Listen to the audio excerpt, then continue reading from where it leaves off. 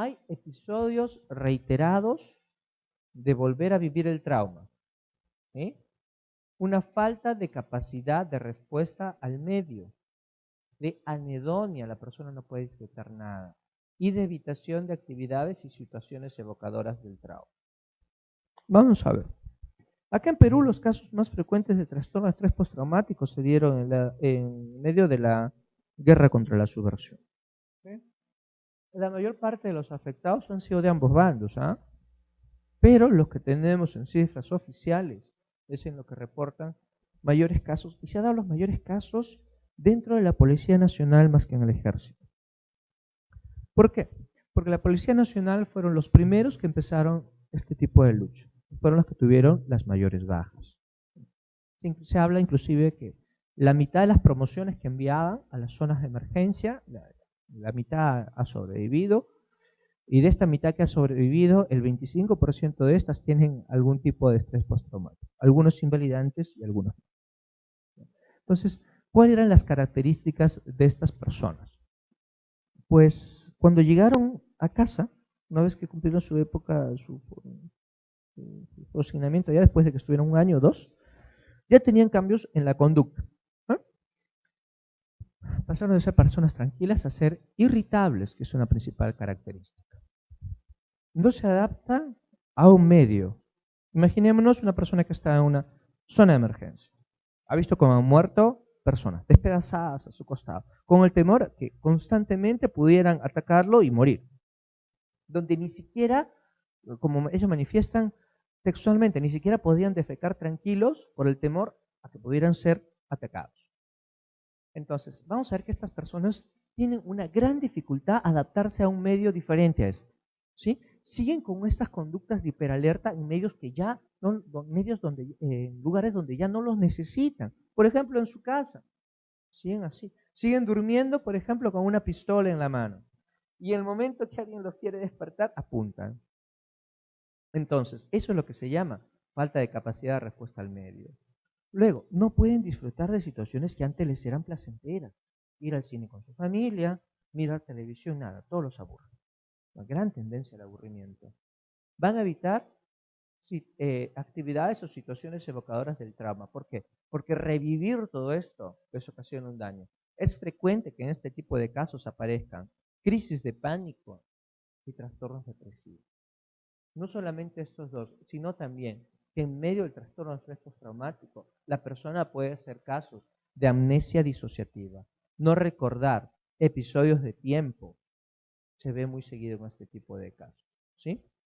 Ahora, lo más importante dentro de un trastorno de estrés postraumático y cómo lo diferenciamos de un simulador, la conducta evitativa. Suele evitarse situaciones que recuerden el trauma. Por ejemplo, hace unos meses se cuestionaba una denuncia que hizo un adolescente, había acusado a su patrón de violación. Al señor inmediatamente lo mandaron a la carceleta, ahora está en el penal. Y la chica, en la primera evaluación, había dicho todo lo que había manifestado era coherente con esto. ¿Sí? Pero luego vimos que la chica estaba a las 2 semanas se embarazó. No hizo la conducta evitativa. Al no hacer la conducta evitativa, se cae este diagnóstico. Y a partir de ahí empieza a cuestionarse esa versión. Y a partir de ahí trabaja la defensa en, primero, no ha habido conducta evitativa, por lo tanto, no es un trastorno de estrés postraumático. Por lo tanto, la persona ha estado manipulando y posiblemente sea una simulación. Y si es toda una simulación, probablemente el caso no se produzca. Entonces, lo primero que tenemos que buscar en un trastorno de estrés postraumático es esto. Conducta evitativa. Ya que si una persona no tiene conducta evitativa, significa, no hubo un trauma tan grande. Si no había un trauma tan grande, no hay trastorno de estrés postraumático, ¿ya? Ahora, los estímulos pueden variar de persona a persona, ¿ya? Dependiendo de las características de personalidad y de las vivencias anteriores. Por ejemplo, una persona que nunca ha estado en una guerra, va a ser más fácil que sea que haga un trastorno de estrés postraumático a un soldado profesional que ha enfrentado pues muchas guerras, que ya sea un equipo veterano o cuajado en este tipo de cosas. ¿Sí? Ahora, otra característica importante. En ocasiones, dentro de los trastornos de estrés postraumático, pueden presentarse también estallidos agudos de miedo, pánico o agresividad. Ha sido frecuente y está descrito casos donde la persona que ha tenido estrés postraumático mata a la persona con la que duerme. Por eso esta figura. ¿Ya? Empiezan a tener pesadillas, se sienten amenazados, cogen un cuchillo o algo y matan a la persona que está al costado. Como una reacción autonómica. Un estallido de agresividad en medio de un estado crepuscular que puede darse dentro del trastorno de estrés postraumático. ¿Ya? Algunas mujeres que viven con este tipo de personas que tienen trastornos postraumáticos muy severos señalan que han empezado a vivir con un monstruo, que la persona no es la misma que conocieron, no es la misma persona con la cual se casaron. Es por eso que el trastorno de estrés postraumático se considera invalidante. Y los oficiales o los suboficiales que están con el trastorno de estrés postraumático pasan al cuartel de retirados del ejército. ¿Ah? Es invalidante. Trastorno de adaptación. Todos, alguna vez, todo ser humano ha sufrido algún trastorno de adaptación. Ni el ser más feliz sobre la Tierra dejó de tener alguna vez algún trastorno de adaptación, a menos de que siga mamando la misma teta. ¿Ya? Porque se dice que a la primera situación que tenemos de ruptura, que tenemos que adaptarnos al primer duelo, es el destete. ¿Ya? Y a partir de ahí empezamos nosotros, los seres humanos, a adaptarnos a situaciones previsibles algunas, no previsibles otras, pero siempre salimos adelante. ¿Sí? La resolución de un trastorno de adaptación es espontánea, ¿ya? Pero vamos a empezar a señalar. ¿Qué es un trastorno de adaptación? Son estados de malestar subjetivo acompañados de alteraciones emocionales que interfieren con la actividad social y que aparecen en el periodo de adaptación a un cambio significativo o a un acontecimiento vital estresante. Vemos acá a una mujer llorando dentro de su auto. Y no vemos de qué hay acá al costado. ¿Sí? Posiblemente le estén terminando y por eso llora. Esa es una de las causas más frecuentes de los trastornos de adaptación que vemos en consulta. Rupturas sentimentales, infidelidad, terminan con la pareja. Está dentro, no se rían muchachos, los divorcios o las rupturas sentimentales están considerados como las 3 causas que producen más estrés en el ser humano a lo largo de su vida. ¿Ya? El primero está pérdida de padres o hijos o familiar muy cercano. En segundo lugar, rupturas sentimentales. Y en tercer lugar, perder el trabajo. Si nos enfrentamos a esos 3, vamos a tener un trastorno de adaptación. Si vienen los 3 juntos, la persona se nos viene abajo, probablemente nos haga un trastorno depresivo, necesitaría tener mucha resiliencia para poder salir adelante. Ahora, las manifestaciones clínicas de este trastorno depresivo: ánimo depresivo, ansiedad, preocupación, sentimiento de incapacidad ante los problemas, de planificar el futuro o de poder continuar en la situación presente, y un cierto grado de deterioro del cómo se lleva a cabo la rutina diaria. ¿Cómo le explicamos esto más fácil? Una joven se ha enterado que su enamorado le es infiel y decide terminar con él. Yo voy a terminar contigo, voy a aguantar mi dolor, todo. ¿Sí? Pero lo perdona, vuelve con él. ¿No? Y después le vuelve a ser infiel. Entonces ahora sí la señora o la persona, la joven, decide terminar. ¿Qué es lo que va a hacer? Va a llorar, va a estar deprimida, no va a poder dormir, va a estar más ansiosa, va a estar irritable. Ya no se va a arreglar posiblemente como antes los primeros días. Va a vivir pensando constantemente ello. Van a venir sobre ella sentimientos de infravaloración, va a sentir que ya no puede hacer más cosas, va a sentir que la vida, va a escribir en su Facebook, la vida no tiene sentido sin ti. ¿Ya? Y ahí viene esto. No puede planificar el futuro sin esta persona. o de poder continuar en la situación presente, ¿ya? Y a un cierto grado de deterioro de cómo se lleva a cabo la rutina.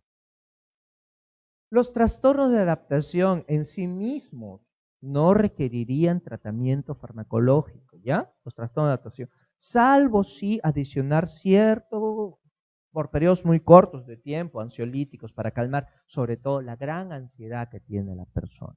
Porque hay una gran ansiedad, ¿ya? La persona está muy preocupada. Imaginémonos un padre de familia que ha sacado su crédito hipotecario, el crédito del auto, crédito de estudios, todo por crédito, ¿ah? Y que de pronto le dicen, ¿sabe qué, señor? Usted va a trabajar hasta aquí nomás. Y bueno, usted díganle a un hombre de 50 años que tiene hijos en la universidad, que tiene deudas, que ya no va a trabajar, inmediatamente le hace un trastorno de adaptación, ¿sí? Y empieza a tener todas estas manifestaciones. Algunos, incluso en esa época, es tanta la afección que pueden sentir que es más proclive a que me hagan consumo de alcohol, ludopatías, y si son más jóvenes, inclusive, consumo de drogas, dentro de un trastorno de adaptación. Es por eso ahí la importancia del soporte emocional a las personas que están atravesando un trastorno de adaptación. Muy frecuente, ¿ya? Muy frecuente el trastorno de adaptación. Los tips de estos casos. Primero, los trastornos de adaptación son una de las causas más frecuentes de consulta en la especialidad. Mucho más frecuentes que la depresión y mucho más frecuentes, no, menos frecuentes que los casos de ansiedad, pero mucho más frecuentes que las causas de depresión. Ahora, muchas veces debo reconocer que muchos colegas, con el fin de recetar, lo catalogan como trastorno depresivo mayor sin serlos. ¿Cuál es la diferencia? Que el trastorno por adaptación, ¿sí?, solo va a pasar. Tiende a desaparecer al cabo de 3 meses o tiende a desaparecer cuando o se soluciona el problema. Por ejemplo, ¿qué ocurre? Si el problema o la persona es un trastorno de adaptación porque al chico lo dejó la novia, pero se fue con otro, está triste y todo, si regresa la chica se le pasa y ya está bien. ¿Eh? Y todo lo que le hemos recetado lo bota. ¿Eh? No, pero es verdad, lo bota. Dice, no, no sirve. Después, si el hombre que perdió el trabajo consigue un trabajo mejor, también se le pasa todo y dice, bueno, las cosas pasan por algo, Dios nos manda señales y hacen todo eso. Sí, sí, es verdad, ¿ya? O sea, todo eso se pasa. O sea, eso no constituye un trastorno de depresión mayor, porque una de las características del trastorno de depresión mayor es que no exista una situación o un estímulo a eso, que no existe un desencadenante, ¿ya? Y en los trastornos de adaptación siempre existe una causa, siempre, que se tiene que identificar. Si no, no constituye un trastorno de adaptación, ¿sí? Ahora, los adolescentes, cuando hacen trastorno de adaptación, pueden presentar conductas disociales. ¿Cuál es la más frecuente? El acoso. Empiezan a acosar a su pareja. Van, la persiguen, están en todos lados, le esperan cuando sale del colegio, de la universidad, llegan inclusive a ser violentos, ¿ya? Más que el humor depresivo, ellos presentan conductas disociales. No solamente adolescentes, adultos, inmaduros emocionalmente, también tienden a hacer ese tipo de conductas. Ustedes deben haber visto los casos de acoso. O buscan vengarse de su antiguo empleador, ¿sí? Hay un artículo donde escribe inclusive hay series y se ven películas también, los asesinatos de empleados que son despedidos en los Estados Unidos. ¿Por qué hacen eso? Porque se encuentran inmersos dentro de un trastorno de adaptación. Segundo, todos ellos son inmaduros emocionalmente. Terceros, tienen antecedentes de consumo de alcohol y drogas. Y cuarto, ya tenían con anterioridad patrones de agresividad o de irritabilidad. Ahora, algunas personas, algunos médicos, algunos especialistas, cuando hablan de trastorno de adaptación, suelen señalarlos como depresión reactiva, ¿ya? Crisis de duelo. Y bueno, estoy en duelo porque ha fallecido un familiar muy cercano, ¿ya? Vivir un duelo. Los duelos tienden a mejorar con el largo del tiempo. o shock cultural. ¿Cuál es el mejor remedio para un trastorno de adaptación? El tiempo. ¿Ya? El tiempo cura, es verdad. Pero la persona necesita un buen soporte emocional y en los casos determinados necesita ansiolíticos de manera temporal. Si el trastorno de adaptación no resuelve, se cronifica a lo largo del tiempo, tiende a durar más de un año, ya tenemos que hablar de que la persona necesita posiblemente otro tipo de intervención. Pero lo más frecuente es que los trastornos de adaptación se limiten, se autolimiten y se resuelvan espontáneamente. ¿Ya? Solamente cuando es muy grave, ¿sí?, o es muy aparatoso, se necesita indicar medicación. ¿Ya?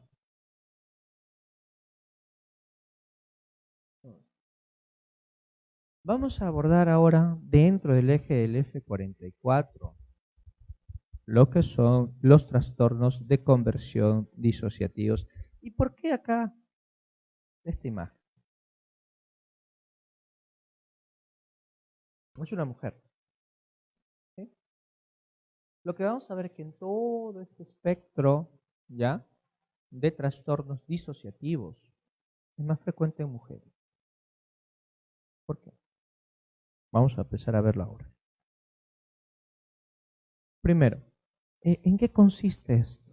Los trastornos disociativos.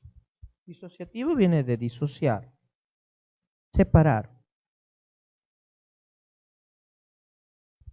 Entonces, para que exista esto, primero tiene que haber una pérdida parcial o completa de la integración normal entre el pasado, la conciencia de identidad, ciertas sensaciones inmediatas y el control de los movimientos corporales. Los psicoanalistas dirían, bueno, esto se basa en pérdida de las funciones de integración del yo. Técnicamente, si no eres psicoanalista, tienes que definirlo de esta forma. Pérdida de las funciones de integración, primero, del tiempo. Segundo, de la conciencia de persona. Y tercero, del control del cuerpo. ¿Qué es lo que está acá? ¿Eh? Pérdida parcial o completa de la integración normal entre el pasado, la conciencia de identidad y ciertas sensaciones inmediatas y el control de los movimientos corporales. Tiempo, identidad y control corporal. Si pierdo esta integración, ¿sí?, puedo entrar dentro de un trastorno de conversión disociativa. Esto es lo que antiguamente llamaban una histeria. Cuando el psicoanálisis gobernaba todas las cátedras de psiquiatría a nivel mundial, esto se refería como histeria. Ahora cada vez se usa menos este término, ¿ya? Inclusive ha pasado a tomarse como un término peyorativo. Muchas veces se recomienda que no se evite utilizar la palabra histeria dentro del marco, dentro de la jerga médica. No se puede concebir en este momento que se registre dentro de una historia clínica este término, histeria. ¿Ya? Está mal visto actualmente. Hay que definir lo que es conversión. Implica la conversión que sentimientos no satisfactorios originados por los conflictos que el enfermo no puede resolver se transformen de alguna manera en síntomas. ¿Cómo es eso? Pues si tengo un problema o un estrés muy grande que mi mente no lo puede tolerar porque no tiene la preparación adecuada, porque yo no soy maduro emocionalmente, porque no puedo afrontar diversos problemas, o porque he tenido carencias afectivas en mi niñez, o he sufrido algún tipo de abuso sexual o físico, ¿ya? Eso me predispone a que cuando tenga un problema nuevo, mi mente se disocie y todo lo que yo pueda sentir se transforma en síntomas. ¿Eh? Imaginémonos nosotros a una mujer de 38 años que nos la transfieren, ¿desde dónde? Desde Ayacucho, por entre comillas, hemiparesia solamente de miembro superior derecho. Tomografía, normal. Resonancia, normal.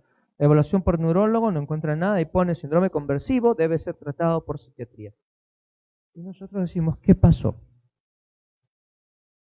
Si se trata de una conversión y el neurólogo dice que no hay nada y estamos encontrando el síntoma, la hemiparesia, el miembro superior derecho, hay que buscar qué cosa originó esto. Y hay que hacer la construcción de la historia clínica y ver si hubo o no. Y yo les diría, siempre que encuentren una conversión, busquen si la persona sufrió o no sufrió abuso sexual en la niñez.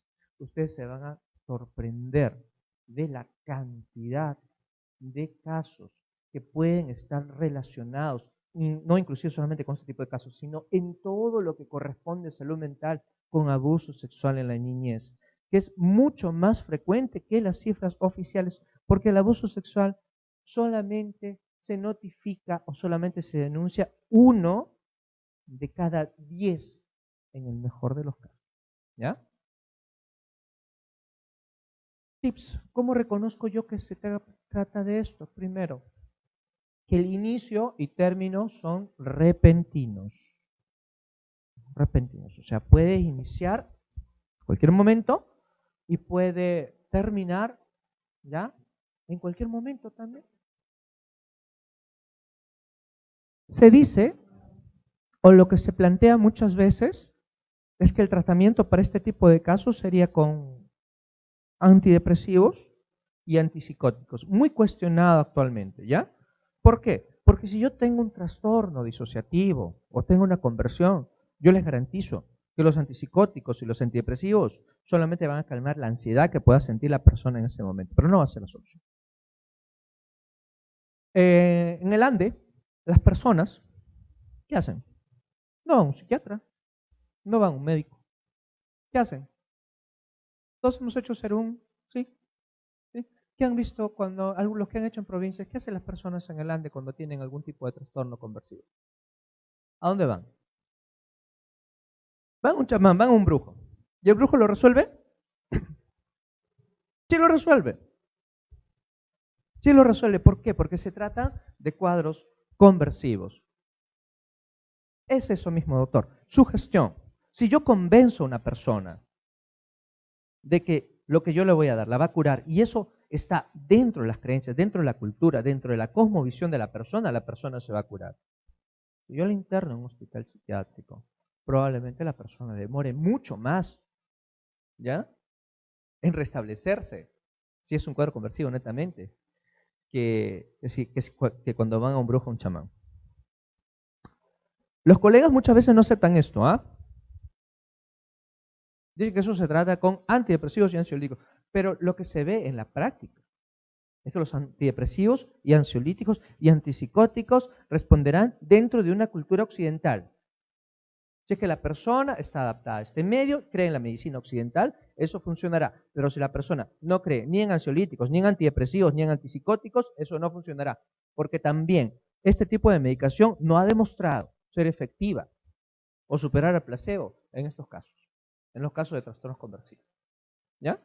Entonces, acá entramos a un mundo prácticamente desconocido, donde la psiquiatría intenta hacer algo, pero ha hecho muy poco. La psicoterapia ayuda bastante, pero también dentro, enfoquémonos, cuando vemos un paciente, si es o no, o pertenece o no a la cultura occidental. Y si creen ese tipo de medicina. ¿Ya? Segundo, mucho más frecuente, casi en 2-1, en el sexo femenino. ¿Ya? Es raro verlo en varones. ¿Sí? Más frecuente el sexo femenino. Ahora, vamos a ver en estos trastornos disociativos. De presentarse pérdida de la integración de recuerdos del pasado, podría tratarse de una amnesia disociativa. Y con esto les doy un ejemplo, ya podemos ver todo esto. Una persona que repentinamente se olvida o no recuerda nada en un lapso que puede durar de 2 horas, como puede durar 3 días, como puede durar 4 semanas. En estas 4 semanas, el inicio es espontáneo y la resolución de estos síntomas también son espontáneos. La persona no suele recordar quién era antes de él que se presentara esto. No suele recordar dónde vivía. No suele recordar su teléfono. ¿Ah? No suele recordar nada. Después remite espontáneamente. ¿Sí? Esa es la característica. Ahora, cuando sale de este cuadro, la persona lo único que puede recordar es más o menos el tiempo que duró. Yo no recuerdo nada entre las 8 de la mañana, entre las 8 de la noche del sábado y las 8 de la mañana del domingo. Ah, puede ser. Lo único que puede recordar es el tiempo. Ahora, cuando existe un desplazamiento, ¿sí? Por ejemplo, una persona que un día está en su casa y de la nada se va. Se va y aparece a los 3 días. Las familias le preguntan, oye, ¿dónde has ido? No sé. ¿Qué has estado haciendo? Tampoco sé. ¿Y qué ha pasado? No sé, solamente me acuerdo que estaba en el centro de Lima, no sabía qué estaba haciendo y dije, me tengo que ir a mi casa y regresó a su casa. Esos son casos de fuga disociativa, ¿ya? Son ambos, si hacemos una buena historia clínica, poco frecuentes. ¿Sí? Tanto la fuga disociativa como la amnesia disociativa son poco frecuentes. ¿Qué es lo más común? Los trastornos de conversión, ¿ya? Pero estos casos de amnesia disociativa o de fuga disociativa o de trastorno disociativo de la personalidad, los trastornos de personalidad múltiple son poco frecuentes. Y ahora quiero detenerme acá. Todos sabemos o hemos visto en alguna vez en alguna serie, alguna película, alguna novela, algún trastorno de identidad múltiple, ¿no? Donde podemos tener una, dos, tres, cuatro, cinco personalidades dentro de una misma persona. ¿Qué falló ahí? La integración en los procesos de identidad. Entonces, ante un estrés muy fuerte, la persona puede tener, estoy viviendo en personalidad A, y la personalidad A pierde su trabajo, pues empieza a ocupar su lugar la personalidad B. ¿Ya? En algún momento, la persona puede ser que la personalidad B sea consciente de que hay una personalidad A. La persona también puede sentirse que hay una personalidad C que está al frente, que lo está viendo. El trastorno de identidad múltiple es incapacitante. Una vez que se diagnostica, no existe un tratamiento efectivo en ello. Tiene que estar la persona entre 3 a 6 años e incluso toda la vida en sesiones de hipnosis para ver qué es lo que pasó. Que en el desarrollo de la persona no se pudieron integrar las funciones del yo. Cuando ellas no se integran, la persona, cada vez que ha tenido algún problema, desde la infancia, empieza a adoptar una nueva personalidad. ¿Ya? ¿Qué se ve en este tipo de personas? En gran porcentaje de ellas, abuso sexual o físico. ¿Sí?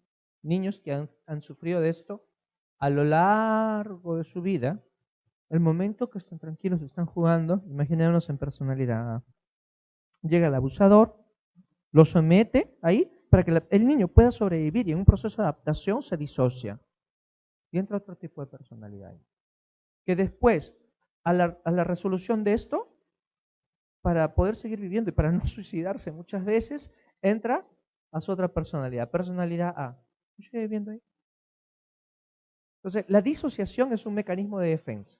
Nuestra propia mente va a buscar defenderse de situaciones estresantes disociándose. ¿Ya? De ahí viene el término disociativo.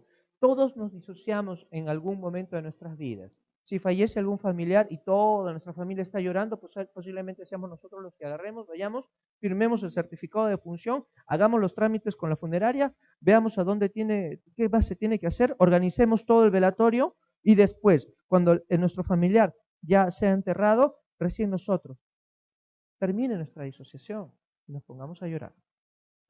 ¿Sí? Esa es una disociación normal, comprensible, dentro de determinado momento. Y todos los demás familiares dirán, mira, qué dura es esa persona que ni siquiera llora por su madre. No, no es eso. Está disociada. Porque si no, nadie haría ese trabajo. Y siempre hay alguien en la familia que hace todo ese trabajo. Y que no vive el duelo en ese momento. Lo vive después. ¿Ya? Entonces, la disociación no siempre es algo anormal, sino que es un mecanismo de defensa para poder seguir trabajando, para poder seguir viviendo, para poder seguir adaptando. Y ahora vamos a tratar los trastornos somatomorfos. Trastornos somatomorfos es todo un mundo, ¿ah? ¿Cuándo fue esto? En el año 2006, la Universidad Cayetano Heredia hizo un estudio a nivel de atención primaria, a nivel de postas en línea, ¿ah? Y había determinado que los trastornos somatomorfos eran alrededor del 20% de la consulta en medicina general. 20% es una cifra monstruosa. Significa que de 10 pacientes que vienen, 2 no tienen nada. Entonces, ¿qué son los trastornos somatomorfos? Primero, como señala acá, una reiteración de síntomas somáticos acompañados de demandas persistentes de exploraciones clínicas a pesar de repetidos resultados negativos. Aparece una demanda de atención, histriónico posiblemente, en enfermos resentidos por no convencer a los médicos de que su enfermedad es de naturaleza somática. Y acá hay que agregar algo, ¿ah? Hay que agregar algo. Una persona, por ejemplo, lo más común, trastorno de dolor crónico persistente. Una persona que acude por lumbalgia. Lo evaluamos y determinamos que no hay nada, pero la persona siente dolor. No está fingiendo, el dolor está ahí. Pero posiblemente lo que nosotros encontremos como una alteración no justifique la intensidad de este dolor. Entonces, las personas que están aquejadas por un trastorno somatomorfo posiblemente tengan cierta predisposición a prestarle una mayor atención al dolor. ¿Ya? Segundo, que su umbral del dolor sea mucho más bajo. Tercero, que una vez que aparecen estos síntomas, utilicen esto a su favor para manipular a su entorno. Esto es como una ganancia secundaria, ¿ya? Como vamos a ver más adelante. Si hablamos de trastornos somatomorfos, tenemos que referirnos principalmente a los trastornos de somatización. ¿Ah?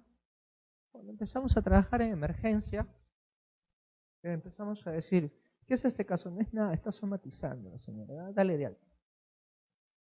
Y así lo hacemos porque la demanda está sobrecargada. Y vamos a ver también que los trastornos de somatización nos llegan a emergencia. Entonces, acá quiero que vean esto. Cabeza, cuello, abdomen, pelvis. Una de las características principales para que se dé un trastorno de somatización es que tiene que haber dolor en 4 zonas, ¿ya? En 4 órganos que estén afectados. Gastrointestinal, pélvico, dolores de cabeza y a veces también dolores musculares, o sea, no solamente musculares, ¿ya? Muy frecuente que se den estos 4. Segundo, tiene que ser necesaria también no solamente los dolores de este tipo, sino también alteraciones en la función, ¿ya? Como por ejemplo, dolor a la micción, dolor durante la menstruación, dolores también durante el acto sexual. Todo esto puede entrar dentro de trastornos de somatización. Vamos a ver. Los síntomas somáticos múltiples son síntomas somáticos múltiples y variables para los que no se ha encontrado una adecuada explicación somática. ¿Ah? Por ejemplo, esto es muy frecuente. ¿Ah? Dolores de cabeza, una causa muy frecuente. La persona llega por cefalea, no es migraña. ¿Qué pasa, señora? Me duele la cabeza, constantemente he ido al neurólogo. Doctor, me ha tomado una tomografía y no pasó nada. ¿Cuándo fue eso? Hace 6 meses. Sí, señora, ¿y qué es lo que más la queja? Es que pienso que pueda tratarse de un tumor. ¿Puede mandarme una tomografía? Siempre están demandando nuevas exploraciones o nuevas exploraciones. Lo que se está viendo actualmente y que está tomando bastante auge es dolor pélvico crónico, que al principio es tratado por los urólogos. Se les toma un urocultivo, se descarta todo. Segundo, pasa a verlo el ginecólogo, enfermedad inflamatoria pélvica también negativo. Y el dolor permanece constante. Y lo que se encuentra no justifica la intensidad de este dolor. Cualquiera de estos llega a perder horas de trabajo en la persona, limita su vida productiva, ¿sí? genera incapacidad temporal. ¿Ya? Un criterio para catalogar un trastorno de somatización, el tiempo. ¿Ya? Estos síntomas tienen que estar de repente migrando, pero en su conjunto tienen que estar presentes como mínimo 2 años. ¿Ya? Porque si tiene una resolución, yo tengo un dolor de cabeza por 3 meses y de ahí se me pasa, eso no puede entrar dentro de la categorización de un trastorno de somatización. ¿Ya? Dolor de cabeza que dura 3 meses o 6 meses, no. Pero yo tengo un dolor lumbar por más de 2 años, eso sí es un trastorno de somatización. No quiere decir que la persona esté fingiendo el dolor, ¿ah? No es que la persona esté inventando el dolor existe, el dolor es real, solamente que las evidencias físicas de lo que encontramos no justifican la intensidad del dolor, ¿ya? Pero el dolor existe, ¿ya? Eso hay que diferenciarlo de los simuladores. Las somatizaciones es diferente de la simulación. Ahora, si a una persona que está así pasamos a explicarle las cosas, no nos va a creer, nos va a sonreír bonito, hasta nos puede hablar feo. Pero muchas veces dicen, bueno, doctor, usted explica todo esto bien bonito, pero el que sufre los dolores soy yo. Y van a cambiar de médicos, ¿ah? Ellos cambian de médico constantemente, no se sientan mal si ellos cambian de médico. Es que no se le resuelve el problema, ¿ya? Y si ustedes también alguna vez sufrirían de un dolor crónico, también buscarían ayuda y solución, ¿ya? Lo que se hace en este tipo de casos muchas veces es tratarlos en unidades del dolor, en terapias del dolor, hacerle una terapia especial para el dolor, que muchas veces va acompañada de antidepresivos. ¿Por qué? Porque las vías del dolor son las mismas vías donde comparten el tránsito de dos neurotransmisores, serotonina y noradrenalina, que también elevan sus niveles a partir del uso de antidepresivos, sobre todo los inhibidores de recaptación de serotonina. Y si aparte de ello yo lo asocio con un estabilizador del ánimo, ¿sí?, que trabaja a nivel de receptores GABA, voy a disminuir la percepción del dolor de estas personas. Pero el dolor siempre va a estar ahí. Lo que tiene que hacer este tipo de personas es, primero, acostumbrarse a vivir con el dolor. ¿Ya?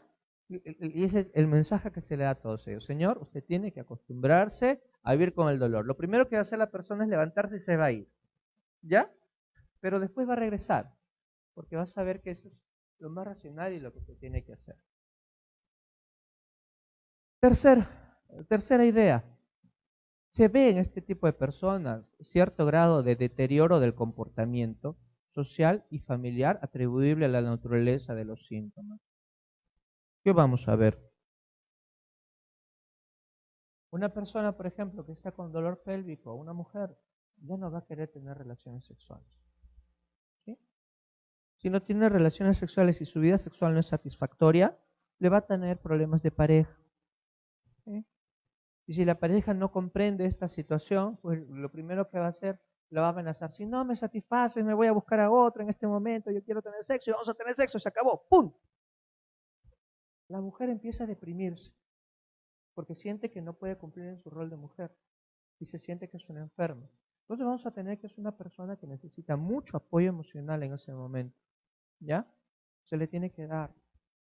Después, otro caso, epigastral, frecuente, que no se justifica ante los hallazgos de la endoscopía, porque ya se le dio un tratamiento. Imaginemos una persona que se le da tratamiento para Helicobacter pylori, lo erradicamos, la endoscopía sale normal, bueno, hay una gastritis leve erosiva, pero el dolor que tiene la persona no lo justifica. Una persona que le dices, ya, Jorge, vamos, hay que comernos un cevichito, no puede. Vamos a tomarnos algo, no puede. Vamos a hacer tal cosa, no puedo. Entonces, eso ya limita su vida social y familiar. ¿Ya? Estos trastornos de somatización, la principal repercusión de la persona es en estos campos, social y familiar. ¿Ya? Porque vamos a ver y nos vamos a dar cuenta que aunque estén mal, igual están yendo a trabajar. Pero acá se dan las dos principales afectaciones.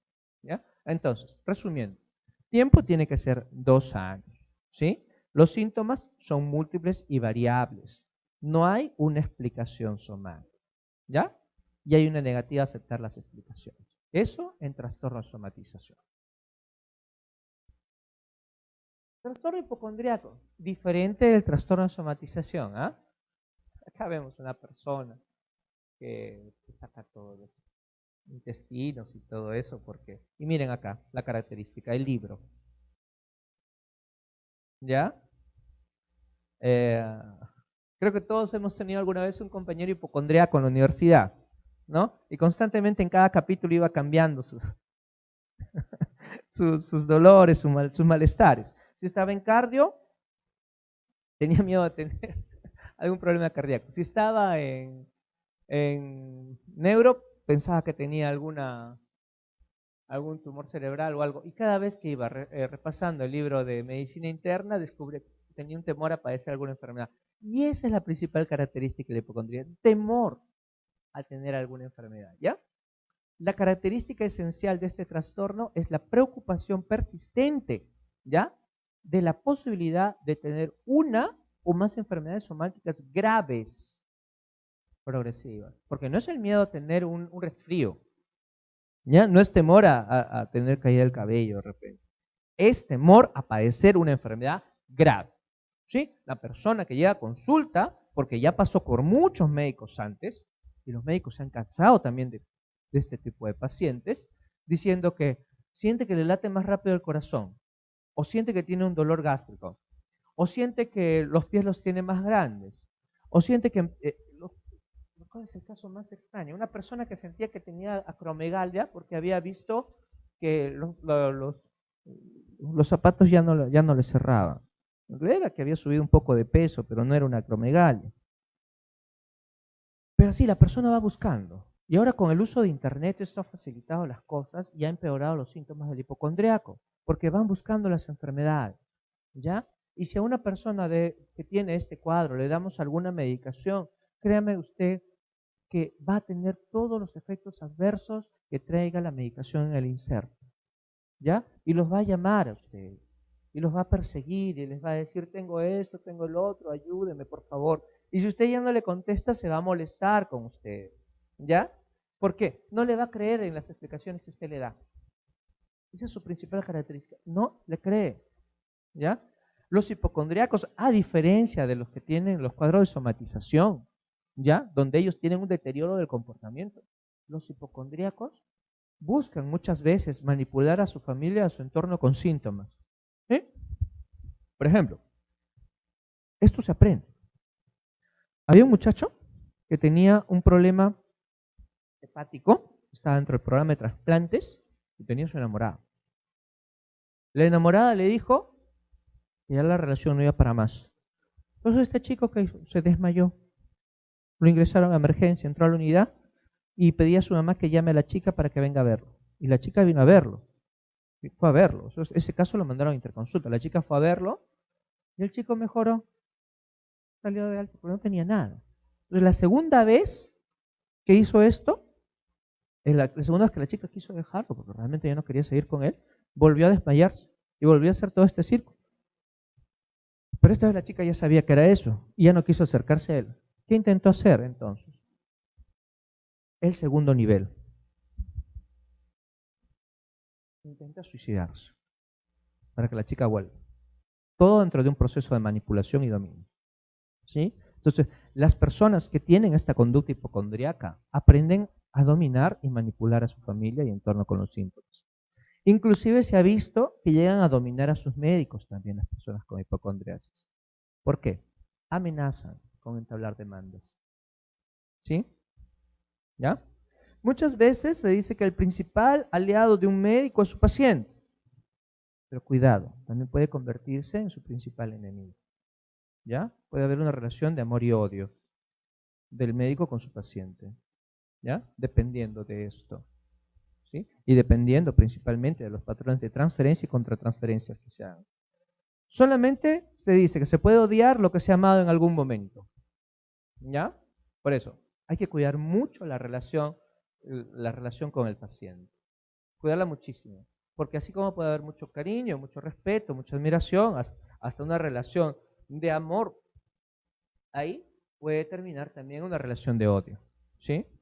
¿Ya? Porque al final somos seres humanos y eso puede darse en ese tipo de relaciones.